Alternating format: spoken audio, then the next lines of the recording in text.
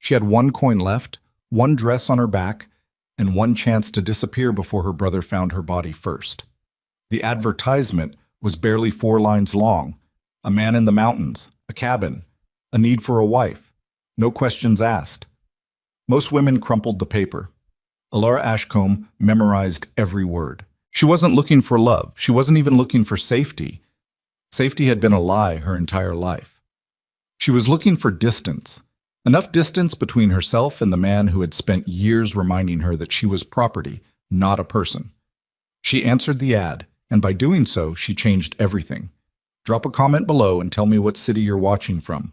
I want to see how far this story has traveled. Hit that like button and stay with us until the very end. The post office in Caldwell Crossing smelled like sawdust and mildew, which was honestly appropriate for a town that had been slowly rotting since the railroad bypassed it 3 years ago. Alara stood at the public notice board for longer than she should have. She could feel Martha Beale watching her from behind the postal counter. That particular kind of watching where the watcher doesn't bother pretending they're doing something else. Caldwell Crossing was that kind of town. Everyone knew everyone's business, and nobody used that knowledge to help anybody. They just stored it up, like grain before winter, and spent it as gossip whenever the days got dull. The board was full of the usual notices: lost livestock, unpaid debts, a church social that had already passed 3 weeks ago and hadn't been taken down because no one felt strongly enough either way. But in the lower right corner, slightly crooked, was a square of paper that someone had pinned up with unusual care. 2 pins instead of 1, as if they understood the wind in this valley and didn't trust a single point of contact. Seeking, a wife of honest character for mountain settlement. Hard work required. Loneliness guaranteed. No patience for cruelty or deception on either side. Arrangements practical, not romantic. Reply to G. Vale, Box 7. Alara read it twice. Then a third time. No patience for cruelty or deception on either side. That phrase stopped her completely. Not the part about hard work. Not the warning about loneliness. That phrase, on either side, because it implied something radical, that cruelty was worth naming, and that it could travel in both directions, that the man writing had thought about it enough to mention it. In her 24 years of life, Alara had encountered very few men who thought about cruelty as something they might also be capable of. Most of them considered themselves the standard by which behavior was measured. Whatever they did was simply what was done. "You need to mail something?" Martha called from the counter. Not a question, really. More of a signal that loitering was being noted. "I need paper and a pen," Alara said. "Please." She wrote the reply standing at the postal counter because she didn't have a table of her own to go home to. She'd been staying in the back room of the laundry for 2 months, sleeping on a folded canvas behind the boiler, which kept her warm but smelled permanently of lye and other people's dirty clothing. Ruth, the laundry owner, had been generous. Generous had a limit, though, and Alara had been watching it approach like a distant storm, visible on the horizon, inevitable, impossible to stop. She kept the letter short, not because she had nothing to say, but because she had learned that too many words gave people too many angles to criticize. "Mr. Vale, I am answering your notice in good faith. I am 24 years old. I am healthy and capable of hard work. I have experience with cooking, mending, preservation, and the general management of a household under difficult circumstances.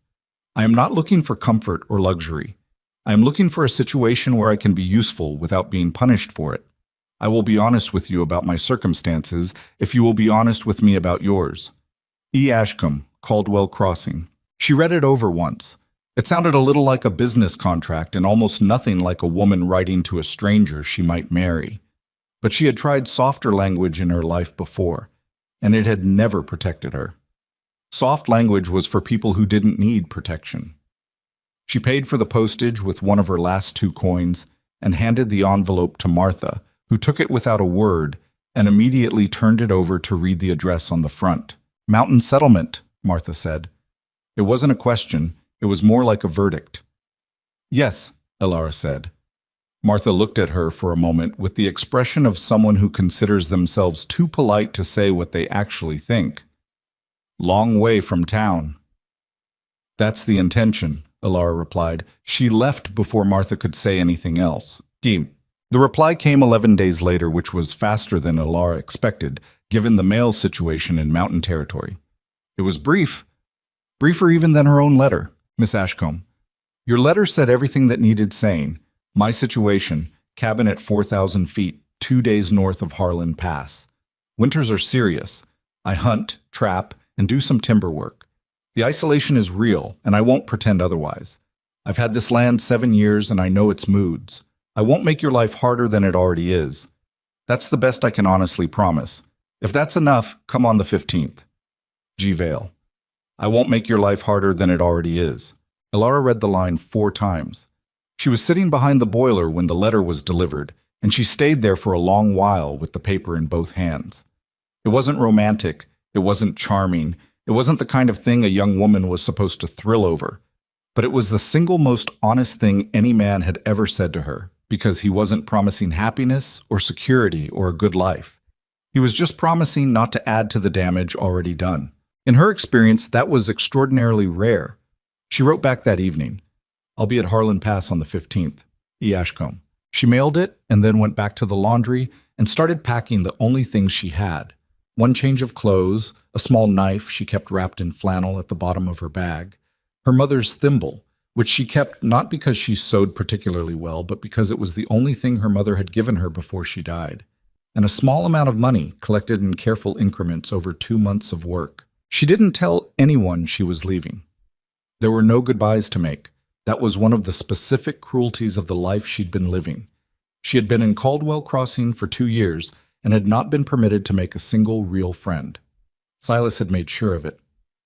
Silas Ashcombe was her brother by blood and her captor by practice. He was 6 years older than her, which he had always treated as a form of moral authority. Their father had died when Alara was 9 and Silas was 15, and Silas had stepped into the absence with the specific confidence of someone who had been waiting for the opportunity. Their mother lasted 3 more years before grief and hard labor finished what poverty had started, and after that it was only the 2 of them, which meant it was really only Silas. He was not a monster in the storybook sense. He didn't have a villain's dramatic flair. He was something quieter and more exhausting than that. A man who believed completely that he was doing right by his sister, and who expressed that belief through control so complete that Alara sometimes forgot what her own preferences felt like. She was not allowed to work without his approval, not allowed to speak to men he hadn't vetted, not allowed to save money or keep correspondence or make any decision about her own life without his prior knowledge. When she tried, the consequences were physical, not theatrical. Silas wasn't theatrical, just practical. A reminder, he called it. Just keeping things sensible.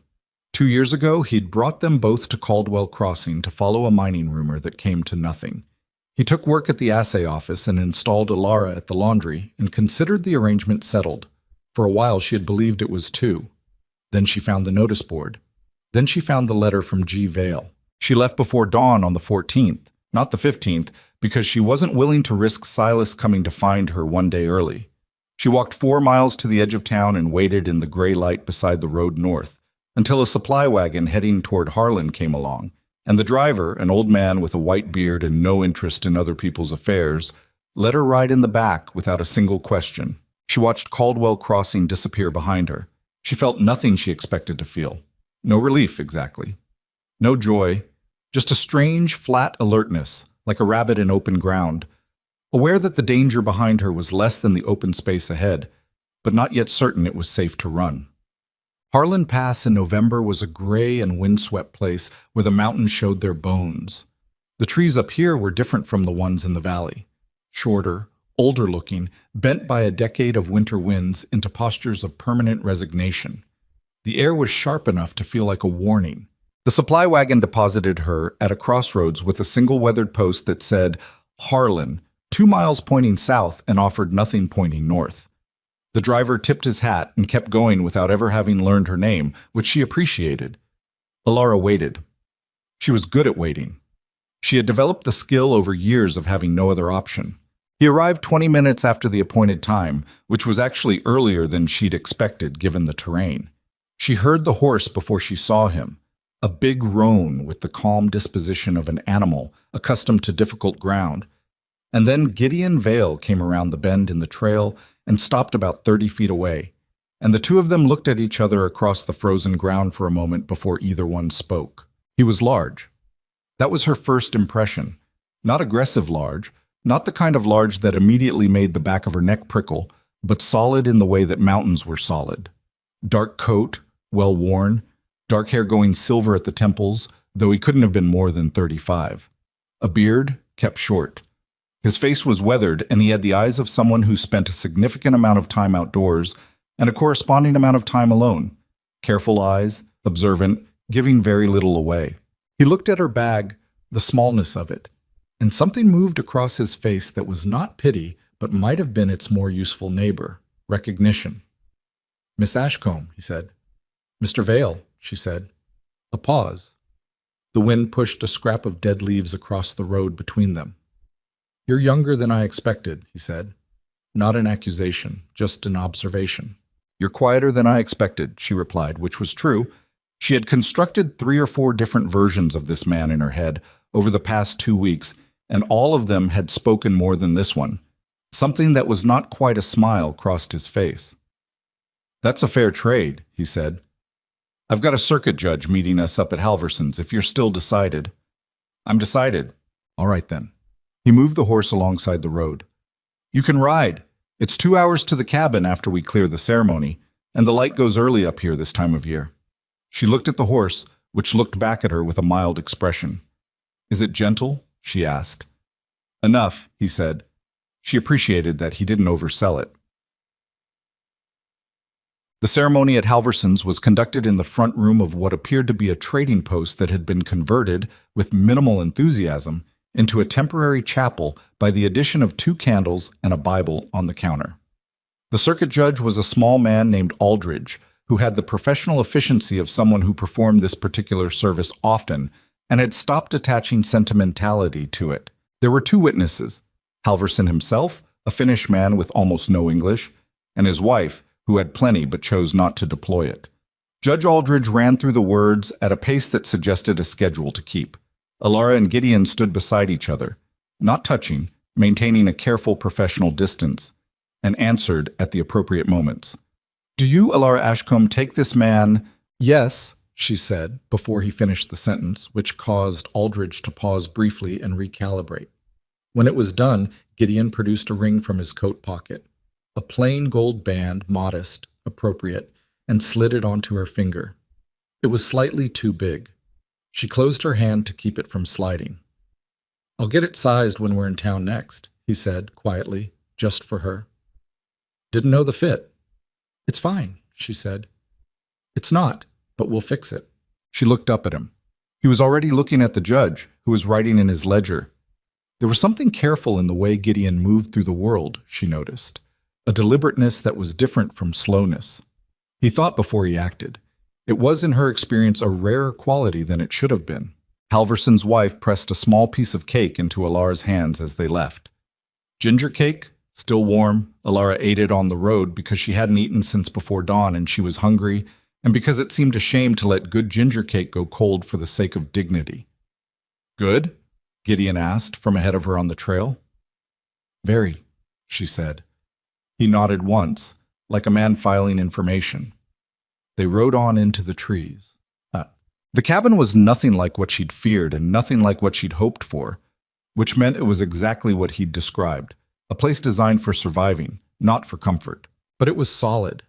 That registered first.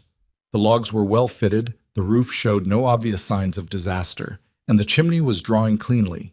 She could see the smoke rising straight and even in the still evening air.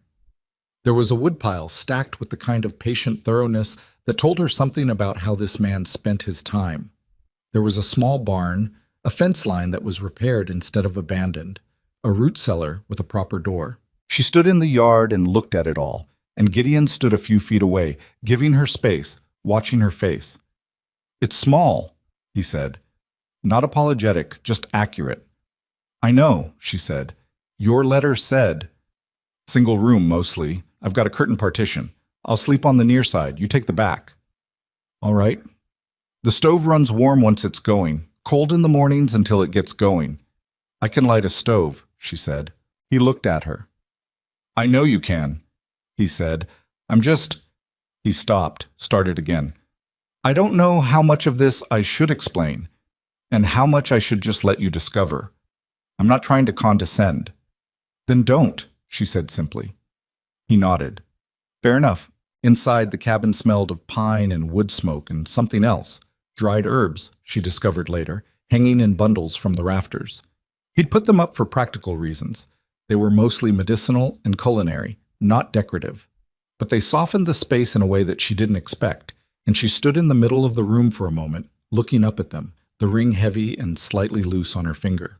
You can put your things anywhere that makes sense to you, Gideon said from the doorway. He was leaning in the frame, not coming in yet, as if the interior was hers to claim first. I've cleared the shelf on the right side. She set her bag down on the cleared shelf. It looked very small and very solitary sitting there. Mr. Vale, she said. Gideon, he said. She turned around. He was watching her with that same careful expression he'd had at the pass. Why did you place the advertisement? She asked. She'd been carrying the question for 2 weeks. He was quiet for a moment. Because I'd been alone up here for 7 years, he said, and I'd gotten to the point where I was forgetting what another person's voice sounded like. And because the work is better divided, and I'm honest enough to admit it. He paused. And because I figured there had to be someone out there who needed the mountain more than they needed anything the valley was offering. Was I wrong? She thought about the post office, the notice board, the single coin she'd used to send her first letter. No, she said. You weren't wrong. He nodded once. Then we'll figure it out, he said, and came inside and closed the door on the cold. The fire caught quickly. Outside, the first real snow of the season had begun to fall. Not hard, not threatening, just the quiet accumulation of white over everything, covering the road she'd arrived on, softening the edges of the world. Elara sat near the stove with both hands wrapped around a tin cup of coffee Gideon had made without being asked and set in front of her without ceremony, and she looked at the fire, and for the first time in longer than she could accurately measure, nobody was watching her to make sure she didn't get any ideas. She didn't know yet what to do with that. She would have to learn. The first morning was the hardest, and not for the reasons Elara expected. She woke before dawn in the unfamiliar dark, disoriented in the way that happens when the body hasn't yet caught up with the decisions the mind has made. For 3 full seconds, she didn't know where she was. The smell was wrong. Wood smoke instead of lye, pine instead of damp canvas. And the silence was a different kind of silence than she was used to. Not the silence of a town at night, which was really just the absence of visible activity over a continuous low hum of existence. This was actual silence, the kind with weight to it, the kind that pressed against your ears and made you aware that you were a very small warm thing in a very large cold place. Then the stove popped, and she remembered. She lay still for a moment, listening. On the other side of the curtain partition, she could hear Gideon's breathing, slow and even, still asleep. She checked the ring on her finger. Still slightly loose, still real. She got up quietly, found her boots in the dark without knocking anything over, and went to deal with the stove before he woke up. Not to impress him, just because she needed something to do with her hands. The wood was stacked right beside the stove, which she would later understand was a deliberate habit. You never let the indoor stack run out, because a cold cabin at 4,000 feet in November was not a minor inconvenience, it was a genuine emergency. She fed the fire the way she'd been doing it since she was 12 years old, and by the time the light had shifted from black to gray outside the single front window, the cabin had begun to warm at the edges. She found the coffee tin on the shelf, found the pot, found water in the barrel by the door. She was putting the pot on when the curtain moved and Gideon appeared, still in yesterday's shirt, hair pushed to one side by sleep, looking at her with an expression of mild surprise that he wasn't bothering to conceal. You didn't have to do that, he said. I know, she said. I wanted something to do. He seemed to accept that without needing more explanation. He pulled on his coat. It was still cold enough in the cabin that their breath showed faintly, and went outside to see to the horse and check on something at the woodpile without explaining himself, which she appreciated. She wasn't ready to be watched while she found her way around someone else's kitchen. When he came back in, stamping snow off his boots, she had 2 cups ready. He sat down at the table, a heavy, square thing he'd obviously built himself, not pretty, but extremely solid, and wrapped his hands around the cup and didn't say a word about whether the coffee was good or not. He just drank it, looking at the window, and she sat across from him and did the same. It should have been awkward. By every reasonable measure, it should have been excruciating. Two strangers at a table, married less than 24 hours, with no shared history and no particular reason to trust each other. But it wasn't, quite. There was something honest about the silence, the same way his letter had been honest. It didn't ask her to perform anything. "What do you need to know?" he asked eventually. She looked up. "What do you mean?" "About the place, the routine, what needs doing, and when." He set down his cup. "I've been doing it alone long enough that I don't always think to explain things, but you can't do your half if you don't know how things run." Your half. Not a test. Not a courtesy. Just a straightforward acknowledgement that there were two people here now, and the work would be divided accordingly. "Show me everything," she said. So he did. Not all at once. The mountain didn't allow for complete orientations. It demanded attention one task at a time, one day at a time, and so that was how Gideon taught.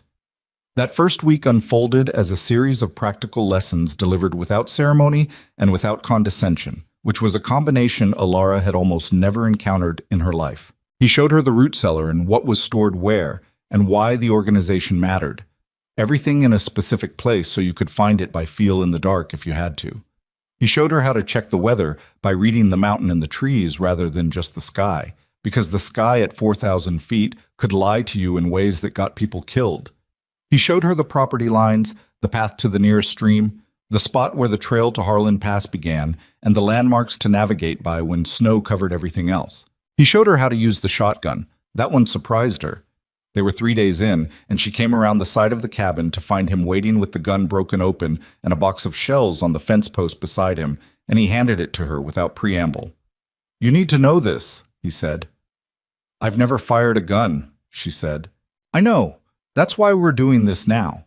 He watched her take the gun, noted how she held it, careful, correct instincts even without training, and nodded slightly. "Close it," he said. "Like this." He demonstrated with his hands without taking it from her. She closed it. It was heavier than she'd expected. "It's not because I think you'll need it," he said, stepping back to give her room. "It's because knowing you can use it changes how you carry yourself, and how you carry yourself matters up here." She thought about that for a moment. "You mean it affects how afraid you are?" "Something like that," he said. "Go ahead and aim at that far post. Don't fire yet, just find it." She raised the gun. Her arms were steadier than she expected. She found the post and held it. "Your shoulder," he said. "Bring it in tighter or it'll knock you sideways." She adjusted. He didn't touch her to correct the position, which she noted. He described with words and trusted her to translate it physically. When she fired, it knocked her back a full step, and the post survived completely unharmed, the shot going high and left. Her ears rang.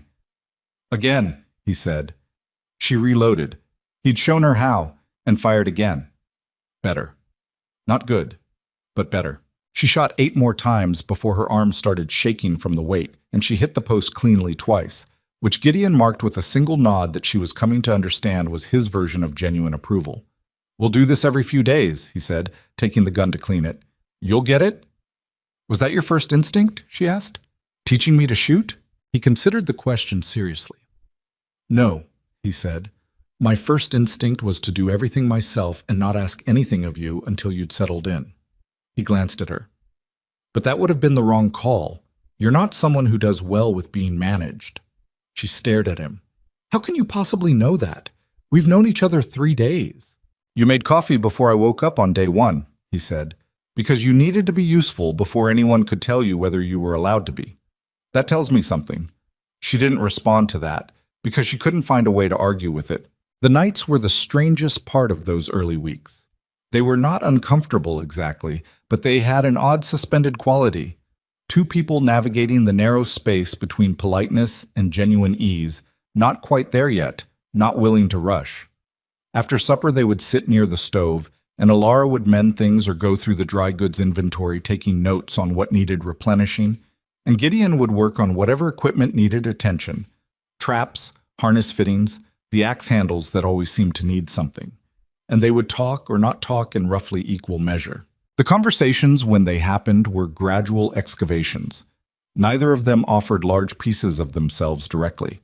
It came out in the edges of practical discussion. He mentioned his family once in passing, a father who'd been a trapper in the same territory, a mother who died when he was young, a brother he'd lost contact with before either of them was 20. He said these things with the specific flatness of someone who has processed grief to the point where it's just part of the geography of their life. Not an open wound, but a permanent scar. She said almost nothing about her own history in those first weeks, and he didn't press. He seemed to understand, without being told, that there were things she would share when she was ready and things she might never share, and that the only reasonable approach was to let her set the pace. What she did offer, by accident more than intention, were reactions. The way she flinched, barely, quickly controlled, when he moved unexpectedly in her peripheral vision. The way she sat with her back to walls and her eyes toward doors. The way she sometimes woke in the middle of the night with a sharpness that wasn't quite panic, but was its close relative. He never commented on any of it, but she could tell he was cataloging it, the same careful way he cataloged the weather and the state of the trail. Not to use it against her, just to know. One night in the third week, the stove was doing its best work, and the wind had picked up outside, the kind of sustained moan that made the cabin feel smaller and more significant. And Gideon was working on a trap spring that had been giving him trouble. And Alara, without particularly planning to, said, "My brother used to lock the pantry." Gideon didn't look up. He kept working on the trap. "So I would have to ask him when I was hungry," she continued. "Every time. Even if I was cooking for both of us, I had to ask to use the food." She paused. "He said it kept things organized." A long moment of quiet. The wind pushed against the roof. "How long?" Gideon asked. "Years," she said. He set down the trap. He looked at her then, not with pity. She would have left the room for pity, but with the steady eye of a man trying to understand the dimensions of something. "The food here," he said. "The root cellar, the pantry, everything on those shelves. It's yours the same as it's mine. You don't ask me. You take what you need." She nodded. "I'm going to say that again," he said, quietly, "because I want it to land properly. You don't ask me. Not for food, not for firewood, not for anything in this cabin that keeps you alive. You just take it. This is your house." She looked at the fire. Her throat was doing something she didn't want it to do. "You don't have to make speeches about it," she said, a little unevenly. "I know," he said. "I'm going to anyway." She almost smiled. It came out crooked and probably looked more like a wince, but it was the closest thing to a real smile she'd managed in longer than she could track. He picked the trap back up and went back to work. She went back to mending the seam on his extra coat that had been splitting at the shoulder. The wind continued its commentary outside. Neither of them said anything else for a while, but the quality of the silence had shifted, the way air shifts before weather changes. Subtle, significant, and impossible to ignore once you'd noticed it. December arrived with the kind of authority that made it clear November had been a rehearsal. The snow came in layers rather than storms. Accumulation so steady and so complete that within 2 weeks the ground-level world had reorganized itself entirely. The fence posts showed only their tops. The trail to the pass disappeared under 3 feet of white. The mountain became a completely different place than it had been in autumn, and learning to live in it required starting almost from scratch. Gideon moved through winter at a different pace, slower in some ways, because every action had to account for the cold and the weight of snow, and faster in others because certain problems in winter compounded quickly if not addressed immediately. He had the rhythm of it the way a musician has a rhythm, not thinking about it consciously, just moving inside it. Alara spent a lot of that first month trying to find her own rhythm inside his without either colliding with it or losing herself in it. She nearly got lost in the second week of December. It was her own fault, and she knew it immediately. She'd gone to check on the mare. They'd started to develop a careful mutual understanding, the horse and Alara, built on Alara always having something in her pocket and the horse having the minimal dignity of accepting it. And on the way back, she'd gone 6 steps off the path to look at something she thought might be a snowshoe hare. And in the time it took to discover it was just a lump of snow shaped. Interestingly, the light had shifted and the path back to the cabin was not where her eyes expected it to be. She stopped immediately, which was the right instinct. She stood still and breathed and looked around carefully, and there was the barn.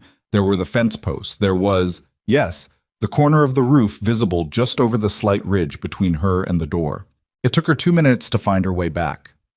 No longer.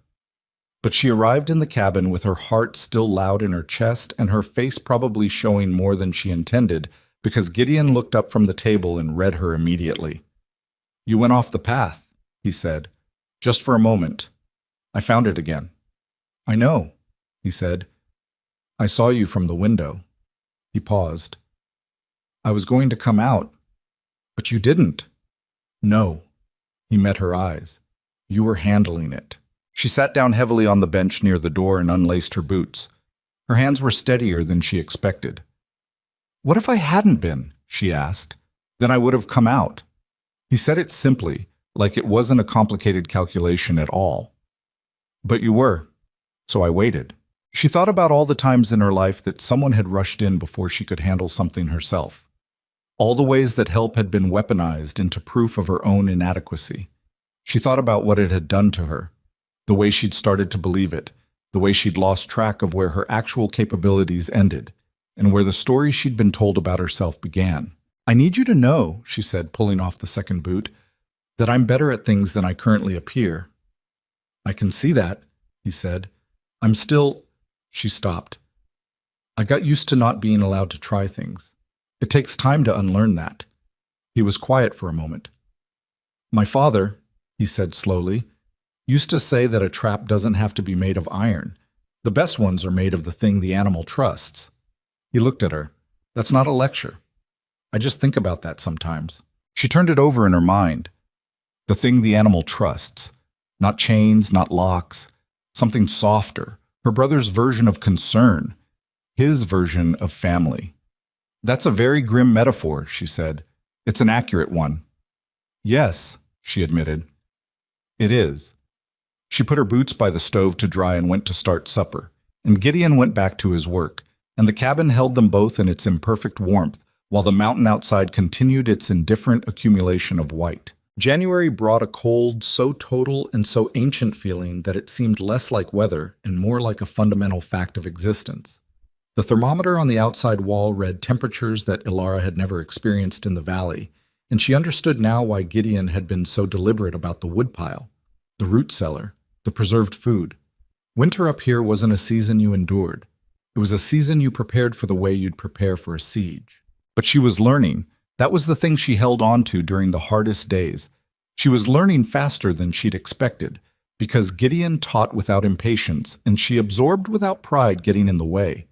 She learned to read the mare's behavior as a weather gauge. The horse knew before any other sign that a serious storm was coming, and she'd go quiet and still in a particular way that Ilara learned to recognize and respect. She learned which roots in the cellar were for eating and which were medicinal, and the difference between a cold that needed warmth and rest and one that needed the specific tea Gideon kept in the tin on the highest shelf. She learned that the mountain itself had sounds, particular creaks and silences and wind patterns that meant different things, and that listening to it was a skill as real and learnable as any other. She also learned that Gideon had nightmares. She didn't know what they were about. She didn't ask. But on 2 occasions in January, she woke in the dark to the sound of him on the other side of the curtain. A low, involuntary sound, something between a word and a groan. The sound a person makes when they are fighting something in their sleep that they can't fight properly. Both times she lay still and listened and waited, and both times the sounds stopped and were followed by the deliberate long exhalation of a man forcing himself back to calm. In the morning, after the second time, he was quieter than usual. She didn't acknowledge it directly. She just made the coffee and put it in front of him and sat down across the table and told him she thought the mare was going to need her feet checked soon, which was true, and they talked about that instead. Later that day, out at the barn while she was holding the mare's head and Gideon was checking her hooves, he said, without looking up, "I know you heard." "Yes," she said. A pause. The horse shifted her weight. "I was in a bad situation a few years back," he said. "Logging accident. Man died. I was the one who found him." He was still looking at the hoof, turning it in his hands. "I don't always sleep well." She stroked the mare's nose and didn't say she was sorry, because she had always hated when people said that as if it helped. Instead, she said, "Do you want to talk about it, or would you rather I just know?" He looked up at her then. Something in his face shifted. Not emotion exactly, more like the settling of something that had been slightly out of alignment. "Just know is fine," he said. "All right," she said. "I just know then." He went back to the hoof. The mare breathed warm air into the cold barn. Outside, the mountain held its January silence, vast and indifferent, and somehow, despite everything, less lonely than it had been in November. She was still afraid sometimes. That didn't stop. There were mornings she woke with the old familiar tightness in her chest, and it took her a moment to locate where she was and to confirm, again, that the particular danger she'd been living under was 40 miles south and did not know where she'd gone. The fear didn't vanish just because the circumstances had changed. It had been in her long enough to develop its own habits. But there was something happening alongside it, something quieter and harder to name, a slow recalibration. The incremental experience of days that passed without anything being taken from her, days where she was cold or sore or frustrated by her own limitations, but where no one punished her for those feelings or used them as evidence of her inadequacy. Days where she went to bed having done real work and knowing it had mattered, and woke up to do more of it, and was not told what that work was worth. She caught herself, one evening in late January, sitting by the fire with Gideon's coat in her lap. She'd been reinforcing all the seams which needed doing, and realized she had gone the entire day without once calculating where the nearest door was. It was such a small thing. So small, she almost missed it. She kept it to herself. But she held on to it, the way she held on to her mother's thimble, not because it solved anything, but because it was real, and it was hers, and no one could take it back. The snow outside the window was blue in the last light. The stove was ticking warmly. Across the cabin, Gideon was making notes in a small battered ledger he kept for tracking the trapping lines, and his handwriting, she had learned, was surprisingly careful for a man whose hands were so large. She'd noticed that weeks ago and hadn't said anything about it. She noticed things about him the way she noticed things about the mountain, gradually, without trying, because paying attention to your surroundings was how you survived, and surviving was something she was determined to get very, very good at. The ledger scratched. The fire settled. The mountain said nothing, as it always did, and meant everything, as it always had. February on the mountain had a specific personality that March never quite managed to replicate. February was the month that had given up pretending winter would end. It had settled into its coldness with a kind of grim permanence that Alara had come to respect, if not exactly appreciate. The snow wasn't falling anymore.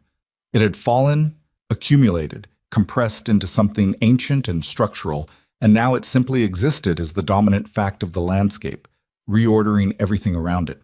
She'd stopped counting days sometime in the middle of January. Not because time had ceased to matter, but because it had started to matter differently. The mountain ran on its own calendar: firewood levels, food stores, the mare's needs, the trapping line schedule, and that calendar had gradually replaced the one she'd arrived with. She knew it was February because Gideon had made a note in the ledger, not because she'd been tracking it herself. That was a change she noticed without quite being able to articulate what it meant. She was at the woodpile splitting kindling when she heard the mare make a sound inside the barn. Not distressed exactly, but attentive, alert. The particular stillness that Alara had learned to read over the past 2 months as the horse's version of paying very close attention to something outside the range of human perception. Alara set down the hatchet. She stood still and listened. The mountain gave her nothing immediately useful. Wind in the upper trees, the kind that moved through the canopy without reaching the ground. The distant sound of something settling in the snowpack further up the slope. Nothing that explained the mare's response. She picked the hatchet back up and finished the kindling and carried it inside, and she didn't say anything about it because there was nothing specific to say, but she filed it away, the way she'd been learning to file all the small signals this place generated, not discarding them just because they didn't yet have context. Gideon came back from the eastern trapping line that afternoon with 2 pine martens and a coyote pelt, and the particular tired look he wore after a long day on snowshoes. She had coffee waiting and supper mostly done, and he sat at the table and pulled off his outer layers and didn't speak for a while, which was normal. "How was the eastern line?" she asked. "Productive," he said. "Snow's settled well out there. Good for the sets." He wrapped his hands around the coffee cup. "How was here?" "Quiet," she said.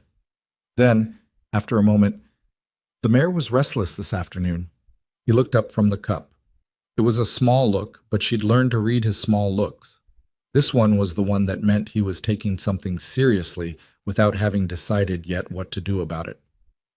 "What kind of restless?" he asked.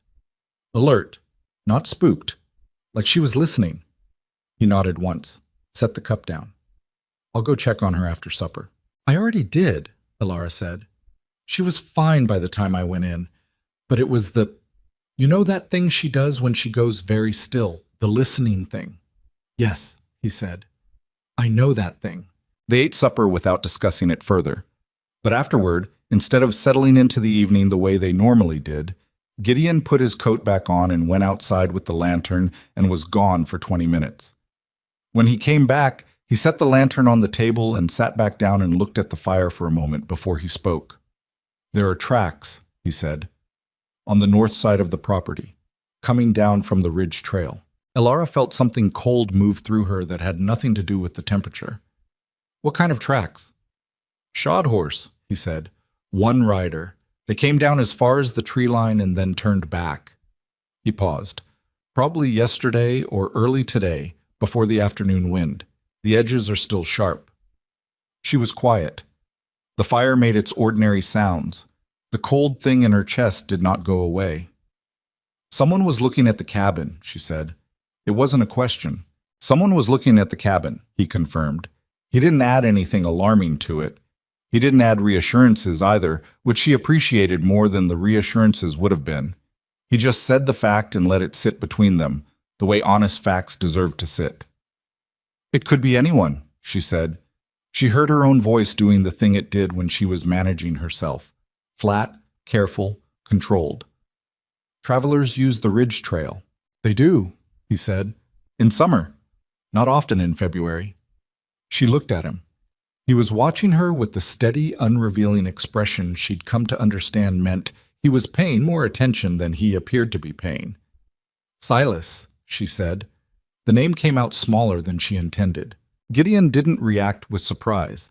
She wasn't sure he was capable of that particular reaction. He seemed to process most things in a way that suggested he'd already considered a range of possibilities before settling on a response. "Is that who you left behind?" he asked. She'd never told him directly. She'd given him pieces over the months, fragments that someone paying attention could assemble into a shape, but she'd never handed him the whole picture in one statement. She did that now because the tracks in the snow had changed the geometry of things. "My brother," she said. "Older. He considered himself responsible for me. That's not what it was, but that's the word he used. Responsible." She was looking at the fire as she spoke. "I didn't tell anyone where I was going when I left. I paid for the wagon ride with one of my last coins, and I didn't leave a note, and I didn't say goodbye to anyone who might have talked." She paused. "I thought that was enough." "It might have been enough," Gideon said. "If he doesn't have resources or contacts north of Caldwell." He said it evenly, not to comfort her, but to be accurate. "Or it might not have been. He's not a man who accepts not knowing," she said. "He would have asked questions. He would have been persistent about it." She thought about Silas's particular brand of persistence, the way he never raised his voice when he was truly determined, because truly determined people didn't need to. He has patience when he wants something. Gideon was quiet for a moment. "Tell me about him," he said. "Not the history, just who is he? What does he do when he's pushed?" It was such a specific question. She looked at him. "He doesn't react when he's pushed," she said slowly, working it out as she spoke. "He waits. He gathers information. He decides on a plan, and then he executes it without announcing it. He doesn't make threats. He just does things." She stopped. The worst part was never knowing when. You just knew it was coming. Gideon absorbed that. How far would he go? "To bring me back?" "Yes." She thought about it honestly because Gideon was asking honestly, and because the stakes were too high for anything less. "Far," she said. "I think farther than most people would guess by looking at him. He doesn't look like someone who would ride 2 days into Winter Mountain territory, but he would." She turned the thimble over in her pocket, the habit of her hands when she was thinking. He would, because in his mind he's not doing something wrong. He genuinely believes he's correcting a mistake, that I made a dangerous choice and he's protecting me from it. And the violence? The question landed quietly, but it landed. It was always correction, she said. Not rage. He was never out of control. That's what made it. She stopped, started again. A person out of control can learn to stop. A person who believes they're being reasonable doesn't see any reason to.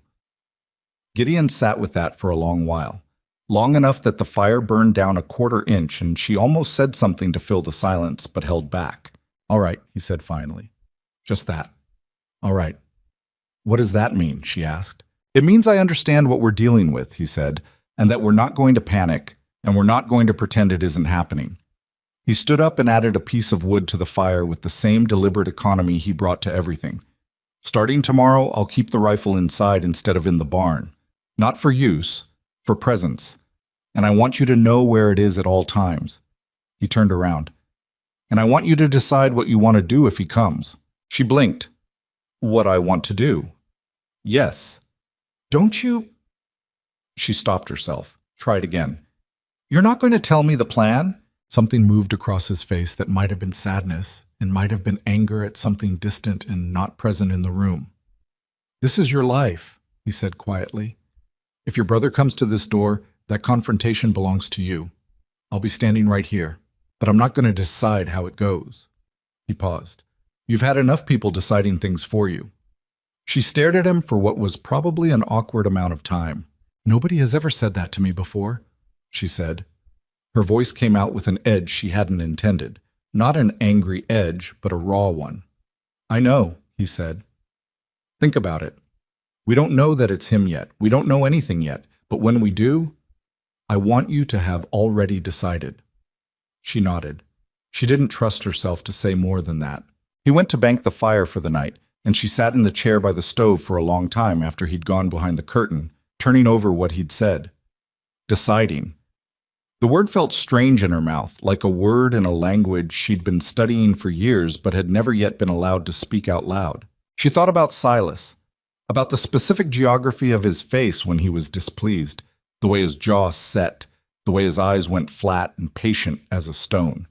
She thought about the last time she'd seen him, 2 days before she left, when he'd come into the laundry to bring her supper she hadn't asked for and stood there while she ate it, not saying much, just present, occupying the space, making the room smaller by being in it. She thought about what she would say to him if he came through the door of this cabin.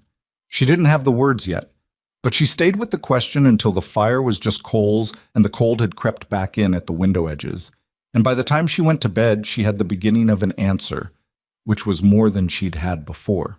The tracks were not repeated in the next 3 days, which was almost worse than if they had been. The absence of new information left everything in a state of suspension that Alara found more taxing than fear itself. She kept working, kept splitting kindling, kept checking the stores, kept drilling with the shotgun on the days Gideon set up the targets on the fence post. Because work was the only thing that reliably displaced the kind of waiting that lived in the body and not the mind. She was getting better with the gun. Genuinely better, not just competent by comparison to before. Gideon had started moving the target farther out, and her groupings were tightening, and he'd stopped giving corrections because she'd started giving them to herself. That shift had happened gradually, and she hadn't noticed it until one afternoon she squeezed off a shot, felt immediately what she'd done wrong with her breath, and corrected it on the next one without any comment from him at all.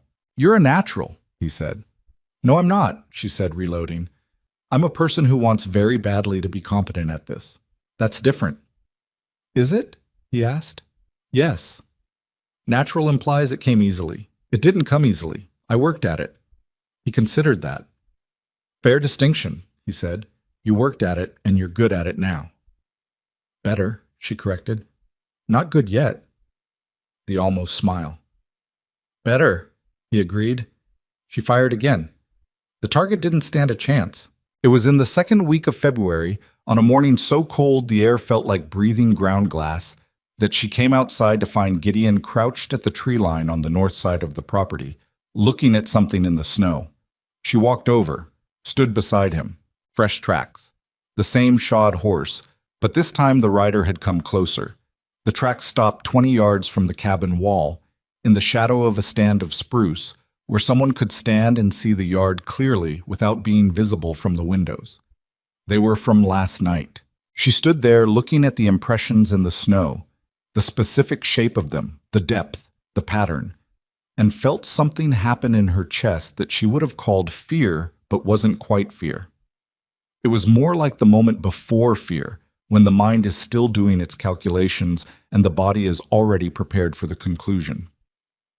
He watched the cabin, she said, flat voice, doing the management. Yes, Gideon said. Last night while we were inside. Yes, she breathed. The cold air was sharp enough to feel purposeful. He's deciding, she said, more to herself than to Gideon. He does this.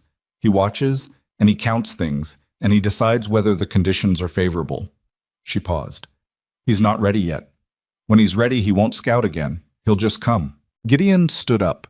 He was close enough to her that she was aware of his presence without it pressing on her. That was still something she noticed, the way he occupied space without using it as a claim on the people nearby. How long? Soon, she said, when he's decided he has enough information. She looked at the tracks one more time, then deliberately turned away from them and faced the cabin instead. The wood smoke rising from the chimney, the mare's breath visible through the barn slats, the window with its ordinary rectangle of amber light even in the daytime. Her home. The word had arrived without her noticing sometime in the last few weeks, and she hadn't examined it closely enough to know when it had stopped feeling like a statement and started feeling like a fact. Gideon, she said. Yes. I've decided, she said, what I want to do. If he comes. He waited. I want to be the one to speak, she said. I don't want you to lead it. I need to be the one he hears it from. Not because I don't... She stopped, tried to find the accurate words. Not because I want to do it alone, but because if you do it, he'll spend the rest of his life believing he lost to another man. And he needs to know he lost to me. She paused. Can you stand there and let me do that? Gideon looked at her for a moment. The gray morning light was doing something honest to his face, showing the weather lines, the tiredness, the thing underneath that she still didn't have a precise name for. I can do that, he said quietly. She nodded. Then that's the plan. She turned and walked back toward the cabin, and after a moment she heard him follow, and they went inside together, and she put more wood on the fire, and he went to check the rifle, and neither of them spoke about it again that day because there was nothing more to say. The plan was set. The waiting was what was left. She was not the same woman who had stood at the notice board in Caldwell Crossing 4 months ago, reading an advertisement with a single coin in her pocket. She knew that. She couldn't have said precisely when the change had happened. It wasn't a single moment. It was an accumulation, like the snow itself, layer by layer until the landscape was something different than it had been. She could fire a shotgun. She could read the mare's moods, and the mountain's weather, and the specific language that Gideon spoke in silences and small gestures. She could split wood and dress a pelt and manage a root cellar through a mountain winter and find her way back to the cabin in the dark by landmark rather than by path. She had done all of that in 4 months, which meant the woman she had been told she was, incapable, dependent, requiring management, had been a story someone else wrote and forced her to memorize. She was learning the true story now. One day at a time, in the cold, without applause. But the tracks were still out there in the snow, coming closer each time, and somewhere on the other side of the ridge, or in a room in Harlan, or moving up the pass road in the gray winter morning, her brother was doing his calculations. Being patient in the way he was patient. She sat by the fire that evening with her hands wrapped around her cup and watched the flames do their ordinary work of consuming what fed them, and she thought about the word she'd said to Gideon that morning. Decided.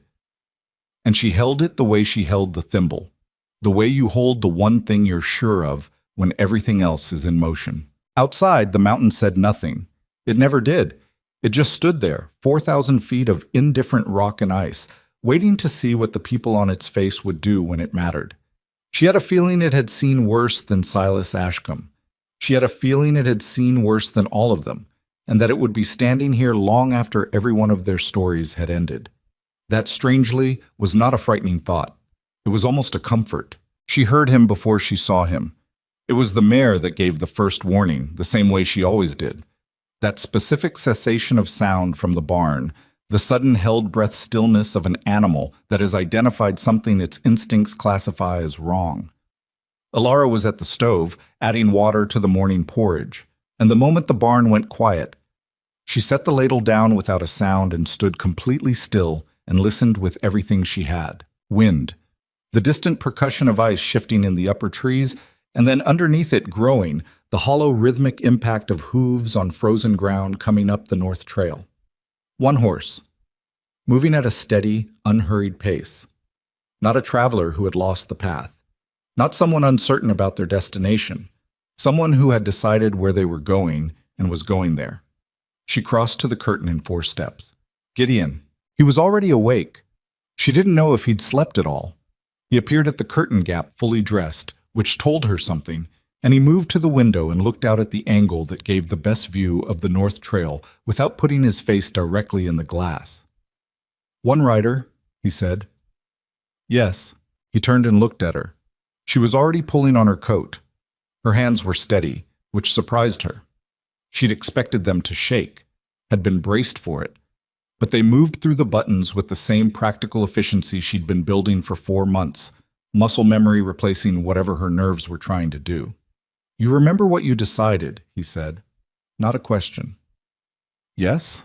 He went to the shelf where the rifle stood and checked it with the brief, practiced movement of a man who has handled firearms long enough that the check is automatic, not theatrical. He didn't load it yet.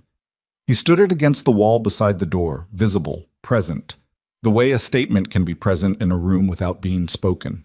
The hoofbeats slowed and stopped in the yard. Neither of them moved for a moment. The fire popped once in the stove. Outside, the sound of a horse being steadied, a small snort, leather adjusting, the particular silence of a person dismounting in deliberate slow motion. Then boots on the frozen ground. Measured. Patient. 3 knocks on the door, not frantic, not aggressive. Exactly 3, evenly spaced, the kind of knock that was its own form of control, announcing presence without requesting permission. Alara walked to the door. She put her hand on the latch and breathed once, all the way out, the way Gideon had taught her to breathe before she fired the gun, emptying herself of everything that wasn't useful. Then she opened the door. Silas Ashcombe stood in her yard in a heavy gray coat with trail dust and dried snow on the shoulders, and he looked exactly as he always had, which was the most unsettling thing about him. He had the kind of face that didn't record experience. Same flat forehead, same patient jaw, same eyes that were a particular shade of brown that always made her think of river mud, opaque and without bottom. He was thinner than she remembered, or maybe the cold was doing that, pulling at his skin. He held his hat in his hands. "Alara," he said. "Silas," she said. A pause. He looked past her into the cabin. She saw his eyes locate Gideon standing back from the doorway, and she saw him process that information. The size of the man, the rifle visible against the wall, the fact that Gideon was not moving forward and not moving back. And then his eyes came back to her. "You're going to invite me in," he said. Again, not a question, a statement of how things would proceed. "No," she said. "I'm not." Something shifted in his face. Almost nothing. A millimeter of adjustment in the set of his jaw. "It's cold."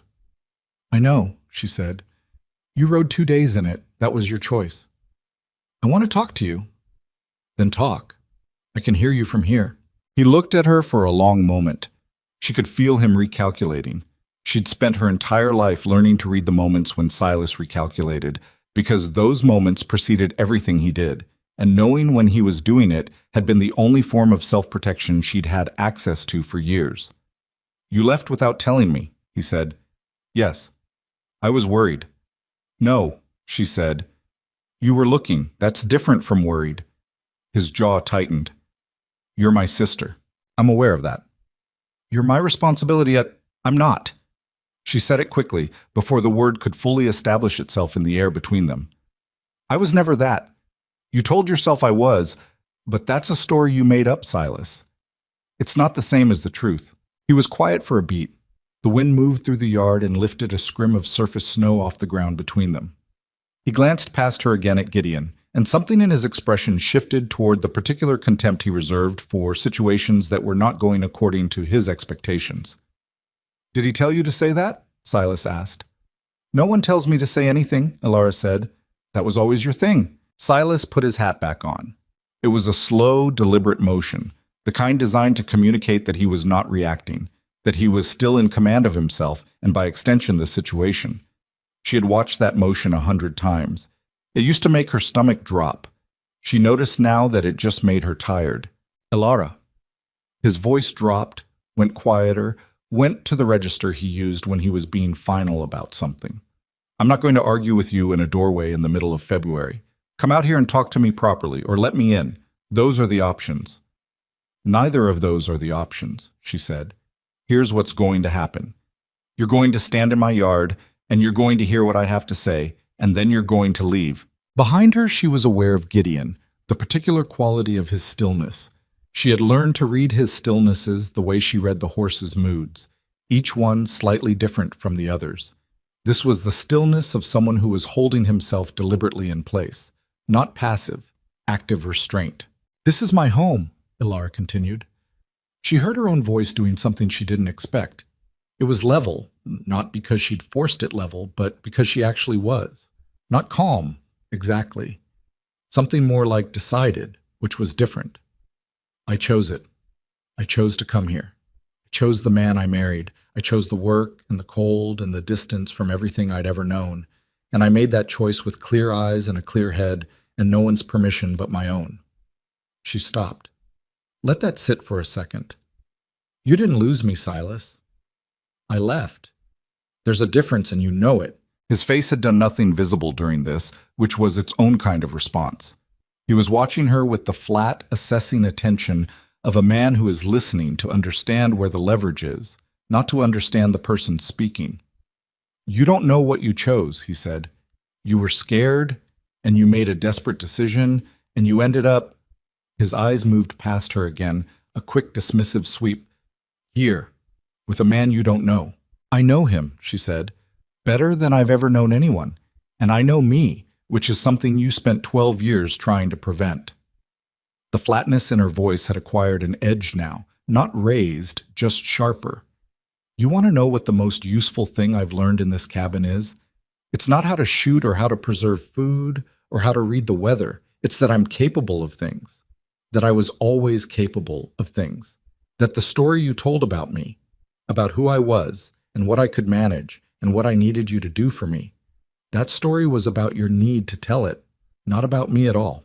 Something finally moved in Silas's face then. It wasn't remorse. She wasn't naive enough to expect remorse. And it wasn't rage, which was what she'd feared. It was something subtler and in some ways more revealing. A moment of genuine surprise, quickly suppressed, as if the person standing in this doorway did not entirely match the person he had ridden 2 days to collect. "You're going to make a speech at me," he said. "I'm almost done," she said. "One more thing." She put her hand on the doorframe, not gripping it for support, but resting it there, the way you rest your hand on something that belongs to you. "You're going to go back down the mountain. You're going to go back to Caldwell or wherever you've settled yourself. And you're going to build a life that isn't organized around managing mine. Because I'm not coming back. Not in a month. Not when it gets hard. Not ever. And if you ride up here again—" She stopped, started again. "Don't ride up here again." The yard was very quiet. The mare shifted in the barn. The wind had dropped to almost nothing, which gave the morning a specific kind of crystalline quality, sound carrying further than normal, edges sharper than they should have been. Silas looked at her for a long moment. Then he looked at Gideon, who had moved without noise to stand just behind Alara's left shoulder, not in front of her, not between them, but present. Visible. An unmistakable statement about the geometry of this situation. Gideon said nothing. He didn't need to. He stood there with the same quality of presence that the mountain had. Not threatening, not posturing, simply immovable in the way that things are immovable when they have decided to be. Silas looked back at his sister. She watched him do the calculation. She'd seen him do it so many times that she could read the stages of it. The assessment of force, The measurement of will, the cold, pragmatic weighing of whether the outcome he'd ridden up here to achieve was still achievable. She watched him work through it, and she held his gaze through all of it, and she did not look away. He looked away first. It was small, a glance at the ground, at his horse, at the ridge trail he'd come down. Almost nothing. But it was the first time in her memory that Silas Ashcombe had looked away first, and the meaning of it landed in her body before it reached her mind. A physical loosening, somewhere in her chest, something that had been wound tight for so many years she'd stopped noticing the tension. "You've changed," he said. He said it like an accusation. "Yes," she said, significantly. He turned to his horse. He moved with the same deliberate, controlled pace he'd arrived with, untying the reins from the fence post with practiced efficiency, stepping into the stirrup with the ease of a man who had spent most of his adult life on horseback. He settled into the saddle and sat there for a moment, looking down at her from the height the horse gave him. "If it goes wrong," he said. His voice had changed, quieter, something in it she didn't have an easy name for. "If it doesn't work out, you know where I am." She looked up at him. She didn't know what to do with that. It was the most human thing she'd heard him say in her entire life, and it arrived at the worst possible time, and she hated him a little for it in that moment. For the fact that he was capable of it, had always been capable of it, and had chosen everything else instead. "I know where you are," she said. Not a promise, not an invitation, just an acknowledgement. He turned the horse and rode back toward the north trail without looking back, and the sound of his horse on the frozen ground diminished by degrees until it was gone, absorbed by the distance and the cold and the indifferent silence of the mountain. Alara stood in the doorway and watched the tree line long after the sound was gone. She became aware gradually that her right hand was shaking, just the one hand. She looked down at it with something like curiosity. The steadiness she'd felt through the whole confrontation had been real, not performed, but apparently her body had been saving something up and was now presenting the bill. She closed the hand into a fist and held it that way. Gideon stepped up beside her, not touching her, just standing there. "You all right?" he asked. "I don't know yet," she said honestly. He nodded. That was the right answer, and he seemed to know it. She stood there in the cold doorway for another minute, watching the tree line, watching the empty trail. The snow in the yard showed Silas's boot prints clearly. The path he'd walked from horse to door, the place he'd stood, the path back. In a few hours, the wind would fill them in, or the temperature would crust them over, and they'd be unreadable. By tomorrow, they'd be invisible. She turned and walked back inside. Gideon came in behind her and closed the door, and the cold was shut out. And the stove was doing its steady, ordinary work, and the porridge she'd abandoned was overcooked and stuck to the bottom of the pot. She looked at the pot. Then she laughed. A short, slightly broken sound. More release than humor, but real. "I ruined the porridge," she said. "There's more oats," Gideon said. He moved to the shelf and took down the oat tin with the matter-of-fact efficiency that was so deeply characteristic of him, as if the morning's events had been noted and recorded and were now being properly filed so that practical life could resume. She sat down at the table and put both hands flat on its surface, the heavy square table he'd built himself. Not pretty, but solid, and breathed. Gideon started a new pot without being asked and without commenting on the state of the old one, and the cabin filled with the sound of ordinary morning, and it was such an aggressively normal sound after everything that she had to close her eyes for a moment just to absorb it. "He won't come back," she said. She wasn't asking. She was thinking out loud, working through her own understanding of her brother. He'll tell himself he might.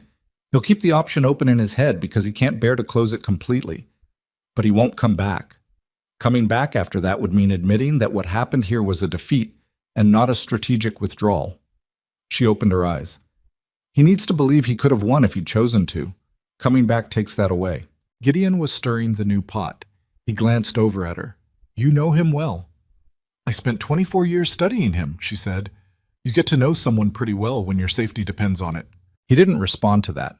He didn't need to. He ladled out 2 bowls and set them on the table and sat down across from her, and they ate the replacement porridge in the specific silence that had become theirs over these months. Not the silence of people with nothing to say, but the silence of people who had established enough trust that the absence of words was itself a form of conversation. About halfway through the bowl, she noticed that her right hand had stopped shaking. She noticed it the same way she'd noticed back in January, the day she hadn't tracked the doors, quietly, privately, without making anything of it. Just a fact registered and stored, the body catching up to what the mind had already decided. "Gideon," she said. He looked up. "Thank you," she said, "for standing there, for letting me—" She stopped. The word she wanted was complicated. "For letting it be mine," she said finally. He was quiet for a moment. Something in his face moved, the way it sometimes did when he was about to say something that cost him something, and she had learned not to rush those moments. "When I placed that advertisement," he said slowly, "I told myself it was practical. Companionship and divided labor and maybe some sanity in the winters." He looked at his bowl. "I told myself I wasn't looking for anything more than that because the last time I'd wanted more than that from a person, things ended badly, and I'd decided it wasn't worth the exposure." He paused. "I want you to know I understand I was wrong about that second part." She looked at him across the table. "Not asking anything from you," he added, with the careful precision of a man who has chosen every word. "Just wanted to be honest, since that seems to be what we do." "It is what we do," she agreed. She looked down at the table. At the ring on her finger, sized correctly now since their last supply run to Halverson's, it had stopped sliding around sometime in December, and she'd grown so accustomed to its presence that she sometimes forgot it was there until a moment like this, when she looked and found it still in place. Still real. "I'm not good at this," she said. She meant the larger thing, the trust, the openness, the terrifying arithmetic of letting someone matter. "I want to be. I think I'm getting better at it. But I'm not. I have a lot of damage, Gideon, and not all of it knows it's allowed to heal yet." "I know," he said. "That doesn't bother you." "No," he said simply. "I've got my own. We're even." Outside, the February morning was doing what February mornings did, cold and gray and utterly committed to its own nature, with no particular regard for the human events taking place at its feet. The mountain stood as it had always stood, enormous and patient and completely indifferent to the small drama that had just concluded in its shadow. But something had ended in that yard. She knew it the way you know things that happen in the body before the mind has processed them. In the looseness in her shoulders, in the steadiness of her hands, in the way the cabin looked when she glanced around it now. The same walls, the same shelves, the same curtain partition and battered table and rifle leaning against the door. All the same, and entirely different in every way that counted. She picked up her spoon and finished the porridge, and across the table Gideon did the same, and neither of them said anything else for a while because there was a specific kind of quiet that follows a long storm's end. Not comfortable exactly, and not easy, but clean. The kind of quiet that means something is over and something else is possible, and the space between those two things belongs entirely to the people standing in it. The days after Silas left had a quality she couldn't immediately name. Not relief. Relief was too simple a word for something this complicated. It was more like the feeling after a fever breaks. The body still remembers the heat, still carries the exhaustion of having fought something, but the fighting is done, and what's left is the strange, raw openness of a person who has come back to themselves from a long distance. She woke the morning after and lay still in the dark for the usual 3 seconds of disorientation, and then remembered where she was. And this time, the remembering carried something new in it. Not just the confirmation that she was safe, the confirmation that she had made herself safe. There was a difference between those two things that she was only beginning to understand the full weight of. She got up and lit the stove. February finished itself quietly after that. The remaining weeks passed without drama, which felt like a gift the mountain was offering somewhat reluctantly, as if it had decided to let the humans on its surface catch their breath before the next thing. The snow continued its patient occupation of the landscape. The trapping lines continued to produce. Alara continued to learn, to practice, to make mistakes and correct them without anyone making those mistakes mean more than they were. One afternoon near the end of the month, she was in the barn with the mare, working through the grooming that the horse submitted to with the resigned tolerance of an animal that had accepted this as the price of good treatment, and she caught herself humming. Just quietly, under her breath, something without a name or a melody she could identify. Just sound, just the involuntary expression of a person whose interior was not, in that moment, occupied entirely by vigilance. She stopped when she noticed. Then she thought about stopping and deliberately started again. Small. Ridiculous, maybe. But she filed it the way she filed all the significant small things, and she held on to it. March came in like March always did at high elevation, which is to say, it came in lying. It presented a week of weather so unexpectedly mild that the snowpack began to show the first faint suggestions of surrender at its edges, and Alara made the mistake of letting herself believe it. Then the second week delivered a storm that was the worst of the entire winter. 3 days of driving snow and wind that kept them cabin-bound and reduced visibility in the yard to almost nothing. They were stuck inside for 2.5 days, and it was the first time they'd been truly confined to the same space without the option of outside work to give each of them room to breathe. And Alara discovered 2 things. First, that she was not good at enforced stillness, and second, that Gideon was somehow worse.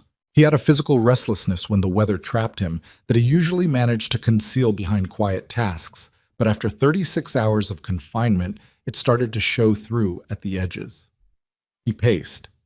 Not large paces, the cabin was too small for that, but small redirections, moving from one side of the table to the other, checking the window for the 4th time in an hour, picking up the same piece of equipment he'd already examined twice and putting it down again. She watched this for a while and then she said, without particularly thinking about whether it was wise, "You're terrible at being still?" He stopped, looked at her with an expression of someone caught in something. "I know," he said. "I thought it was just me," she said. "No," he admitted. "I've always been... I don't do well when I can't move." He sat down at the table with the particular deliberateness of someone choosing to be still as an act of will rather than comfort. "My father used to say I was like a dog that needed to be run," which wasn't a kind comparison, but wasn't wrong. "Your father said a lot of useful, unkind things, apparently."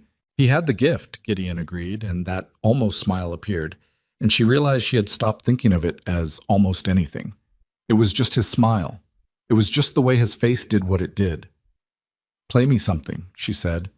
He looked at her with genuine surprise, which was still a rare enough expression on him that she noticed it. "What?" "You have a harmonica," she said. "I've seen it on the shelf. You've never played it." A long pause. "I'm not good." "I don't care." He looked at the shelf, looked at her, looked back at the shelf. With the specific reluctance of a private person being asked to share something they'd kept private for good reason, he got up and retrieved the harmonica, a small, battered thing, the brass worn where it had been handled too much, and sat back down and held it for a moment as if reconsidering. Then he played. She told him she didn't care if he was good, and she'd meant it in the moment, but as it turned out, he was better than not good. Not skilled in a trained way, not someone who had practiced scales and learned theory, but musical in the way people are musical who have played alone for years, raw and genuine and entirely without performance. The melody he played was slow and without a clear beginning or ending, more like a mood than a song, and it filled the small cabin with a sound that did something immediate and unexpected to the quality of the air inside it. She didn't say anything when he stopped. She didn't want to make a thing of it. "Again?" she said. He played 3 more times before the storm broke the next morning. She would think about that later, about those hours inside the storm, the harmonica filling the space between them, the fire doing its work, the mountain pressing against the walls. She would think about it as one of the moments when the line between arrangement and something else blurred past the point of useful distinction. Not because it was romantic in any obvious sense, because it was real, because it was 2 imperfect people in a hard place doing the thing that people do when they stop managing each other and start simply being present. And presence, she was learning, was the rarest and most demanding thing one person could offer another. Spring announced itself in the 2nd week of April, and unlike March, it was honest about its intentions. The snowpack gave up its lower elevations first, the south-facing slopes going pale, and then brown, and then astonishingly green at the edges. The sound of meltwater appeared in the mornings, a new voice in the mountain's vocabulary, and the light changed in a way that was almost physical, longer and more direct, hitting surfaces that had been in shadow for months. The mare became a different animal in spring. She moved with an energy she hadn't shown since October, nostrils wide, taking in the changed air with the undisguised enthusiasm of a creature that had endured winter as a pragmatic necessity and was now done enduring it. Alara felt something similar and was not embarrassed about it. They started expanding the kitchen garden in the third week of April. The ground was still difficult, grudging about it, the frost not entirely gone from the deeper layers, but workable, and Gideon had seed stock that had wintered well in the cellar. He knew what grew at this elevation and what didn't, and he planned the beds accordingly, and Alara worked beside him in the cold morning soil with the specific physical satisfaction of labor that had a direct and visible result. "You ever grow anything before?" he asked one morning, tamping soil around a row of onion sets. "Window herbs," she said. "At the laundry. Ruth let me keep them on the sill." She paused. "Silas threw them out once. He said they were taking up space that wasn't mine to use." Gideon was quiet for a moment. "What kind?" "Rosemary and thyme, and one basil that never did very well, but I kept trying." He looked at something over her shoulder, the south wall of the cabin where the morning sun hit longest. "There's a good spot on that wall," he said. "Sheltered. Gets the sun from about 8 in the morning through midday. We could build a shelf out from it. Herbs would do well there." She looked at the wall, looked back at him. "You don't have to do that," she said. "I know," he said. "I want to." He went back to the onion sets. "We'll build it next week when the current frosts are done." She turned back to her own row and kept working, and the thing in her chest that happened sometimes, that complicated, compressed feeling when someone did something kind without transaction, happened, and she let it. The shelf went up the following Tuesday. Cedar because Gideon said it handled the weather better than pine, and she had no reason to disagree with that. He built it with the same unhurried precision he brought to every physical task, measuring twice, checking the level 3 times, using hardware that was better than strictly necessary because, he said, a thing worth building was worth building to last. She planted rosemary, thyme, 2 kinds of sage, and a basil she had absolutely no confidence in at this elevation, but was trying anyway on principle. The basil died 6 weeks later. She planted another one. That one did slightly better. May brought the first neighbor contact since the autumn.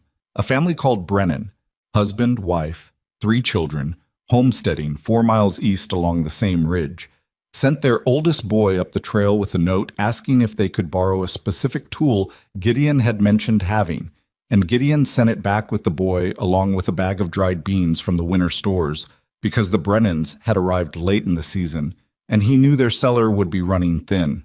"You've done that before," Alara said when the boy had gone. "Done what?" "Sent extra, given more than what was asked." He shrugged. "They've got children, and Brennan's a decent man. He worked a double share all fall to get that cabin ready." "Did he ask for the beans?" "No." She filed that. She was still filing things about him, still finding new angles in what she thought she'd already mapped. He was better at generosity than he was at receiving it. That was something she'd identified early and continued to observe. He gave without ceremony and accepted thanks with the specific discomfort of a man who had spent too long alone to be entirely easy about mattering to people. She understood that feeling in her bones. In June, the Brennan family came to call.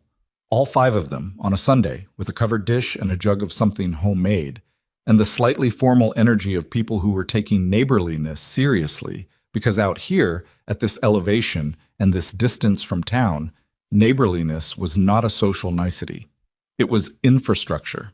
Clara Brennan was a small, direct woman in her 30s with flour on her sleeve that she either hadn't noticed or didn't consider worth addressing, and she shook Alara's hand at the door with the grip of someone who had been doing physical work for a long time and didn't modulate it for company. "We've been meaning to come sooner," she said, stepping inside with the ease of someone accustomed to entering unfamiliar cabins. But March was a disaster, and April wasn't much better, and then Tom put his back out in May. "He's better now?" Alara asked. "Functional," Clara said, with the particular tone of a woman describing a husband's recovery with more precision than sentiment. "He'll overdo it again by August and we'll have the whole thing over." Tom Brennan was a big, easy-moving man with a handshake that matched his wife's and 3 children who immediately began an investigation of the cabin's perimeter with the systematic curiosity of small people encountering a new environment. The youngest, a girl of about 4, located the mare through the barn window and stood there pressing her face to the glass with the absolute absorption of a child who has temporarily forgotten that other dimensions of reality exist. Ilara watched her and felt something she didn't immediately have a category for. Not longing exactly, something quieter, a kind of noticing. They ate outside because the day allowed it. The first genuinely warm day, warm enough for shirt sleeves in the midday sun, the mountains above them still showing white at the highest peaks, but the yard itself soft and green and smelling of things growing.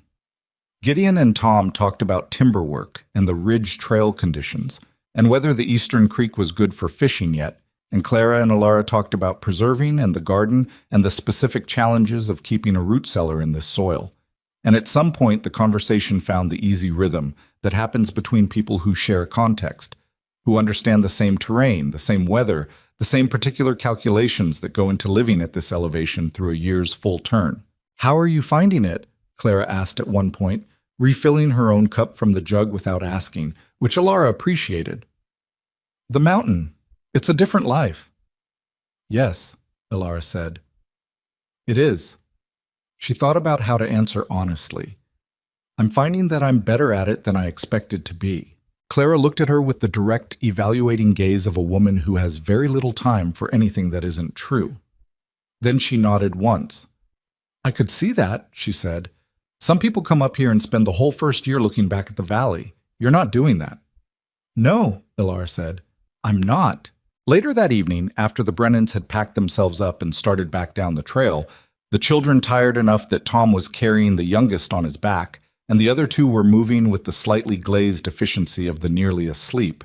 Ilara and Gideon stood in the yard in the long June light and watched them go. "Good people," Gideon said. "Yes," she agreed. Then, "She said I wasn't looking back at the valley." He glanced at her. "Clara Brennan," she clarified.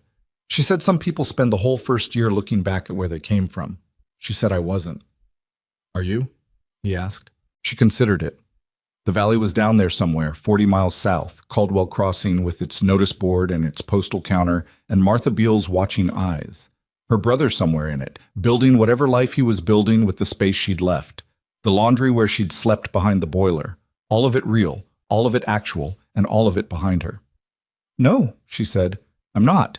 They went back inside and made supper, and the evening passed the way evenings had come to pass, quietly, with the particular texture of shared silence that they'd built together over months of practice. But something was different in it. Something she'd been circling for a while had come close enough to look at directly. She waited until supper was done and the dishes handled and they were both at the table, Gideon with his ledger and she with the mending that was never entirely finished, and she said, "I want to tell you something." He looked up. "I spent 12 years being told what I was," she said. "Not in words, always. A lot of it wasn't words. Just the way things were arranged. The pantry locked, the work assigned, the people I wasn't allowed to know." She looked at the thimble on her finger. Her mother's thimble, which she wore when she sewed. "I came here because I needed to be somewhere else. That was the whole of it. I wasn't thinking about anything past the distance." She paused. He was watching her with the same careful attention he'd always given her, but without the careful distance he sometimes maintained. Something in him was still. "I'm thinking about things past the distance now," she said. "I want you to know that." He set down the pencil. He didn't say anything for a moment, and she let him have the moment because she had learned that his silences were not avoidance, they were processing, and the difference mattered. "I told you in February," he said, "that I'd been wrong about not wanting more than the arrangement." He paused. "I want to say it more plainly. I'm not good at this kind of conversation. I don't have a lot of practice." "Neither do I," she said. "Then we're even. Again." He looked at her. "I don't know exactly how this goes. I think what we are is already more than I said I was looking for when I placed that advertisement." A slight pause. "Probably more than either of us said we were looking for." "Probably," she agreed. "I don't want to make it into something with requirements," he said carefully. "I don't want to name it in a way that puts weight on it before it's ready to hold weight." She thought about that. "That might be the wisest thing you've ever said." "I have my moments," he said, and the smile appeared. The real one, the full one that she had only seen a handful of times and that changed his whole face when it arrived. And she felt the specific thing that she felt in those moments, which was still terrifying and was getting less so by degrees. "We could just keep going," she said, "the way we've been going, and let it be what it is." "Yes," he said, "that." She went back to the mending. He went back to the ledger. The fire did its ordinary work. Outside, the June evening was doing something generous with the last of the light, and the mountain above them held its ancient position against the darkening sky. And the cabin was warm and imperfect and entirely real. She thought about what Clara Brennan had said, not looking back at the valley. She understood now that it wasn't just true. It was the measure of something, the measure of how far she'd actually come, not in miles, but in the thing that miles can't capture. The distance between who you were when fear was the organizing principle of your life and who you were when it wasn't. She wasn't there entirely. She knew that. She still woke some mornings with the old reflexes firing, the calculating, the scanning, the quick inventory of threat and proximity. Some things take longer to unlearn than others, and she had a lot to unlearn. But the reflexes were slower now. The space between the old response and the new one was growing, day by day, like the gap between winter and spring, imperceptible in any single day, undeniable across weeks. She thought about this woman who had stood at the post office notice board with a single coin in her pocket, reading 4 lines about a man on a mountain. She felt a complicated tenderness for that woman. Not pity. She'd had enough pity in her life to last 3 lifetimes, and none of it had ever helped. But tenderness. The way you feel tenderness for a version of yourself that survived something without knowing it would survive. That woman had been desperate and had made a decision in desperation, and the decision had turned out to contain things she'd never imagined being offered. That wasn't a lesson about desperation being a good guide. It was a lesson about the way choices made for one reason can grow into something you never intended if you're willing to do the work that's waiting inside them. The work had been considerable. It continued to be considerable. There was nothing easy about rebuilding yourself in a new place with a new person when most of what you knew about yourself had been handed to you by someone who needed you to be small. You had to keep checking the old measurements against the new evidence. You had to keep asking, every day, in the small practical moments of ordinary life, is this true or is this the story? And sometimes you couldn't tell, and you had to sit with not knowing until the fog cleared. But the fog was clearing. She could feel it in the way she moved through the cabin now, through the yard, through the daily work, no longer mapping exits, no longer calculating other people's moods as a matter of survival. She was just living, imperfectly, uncertainly, with a damage that still made itself known in unexpected moments, but living forward. The mountain had done that. Not by being kind. The mountain was not kind, had never been kind, would bury you without hesitation or remorse if you made the wrong call on the wrong day. But it had been honest, and in its honesty it had demanded the same from her. You could not survive here on pretense. You could not manage this terrain with a false account of your own capabilities. The mountain required you to know what you actually were, what you could actually do, and to work from that truth instead of from the comfortable lie. She had found, once she started working from the truth, that the truth was considerably better than the lie she'd been given. July arrived and the garden was producing, and the mare had foaled, a long-legged, improbable creature that stood on its first day with the concentrated determination of something that had decided to exist and wasn't interested in taking longer about it than necessary. Alara was there for the birth, which was difficult and then suddenly wasn't, and she sat in the straw afterward with the foal's head in her lap while the mother rested, and Gideon crouched in the barn doorway watching the 3 of them with an expression that he wasn't bothering to manage. "She's going to need a name," Alara said. "Your call," he said. She looked at the foal, the ridiculous length of her legs, the dark liquid eyes, already curious, already investigating the strange warm creature she'd landed on. "Time," she said. He looked at the herb shelf on the south wall, visible through the barn door, the rosemary going well, and the thyme thriving, and the second basil making a stubborn go of it. "Time," he agreed.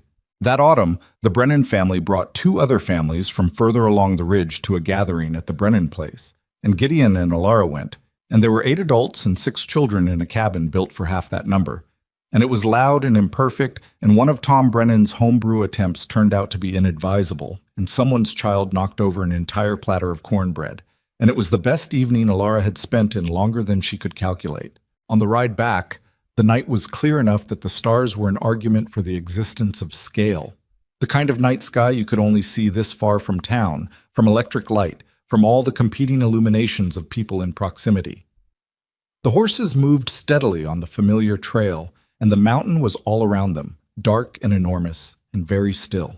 I used to think, Alara said, into the quiet, that if I could just get far enough away from Caldwell, from Silas, from all of it, that would be the thing, the destination. She could see her breath in the cold air, getting away. And now? Gideon asked. He was riding slightly ahead, but he turned his head so she could see his profile. Now I think getting away is just the start, she said. The actual thing is what you build after. The getting away just clears the ground. She paused. That sounds obvious, maybe, but I had to live it to understand it. He was quiet for a moment.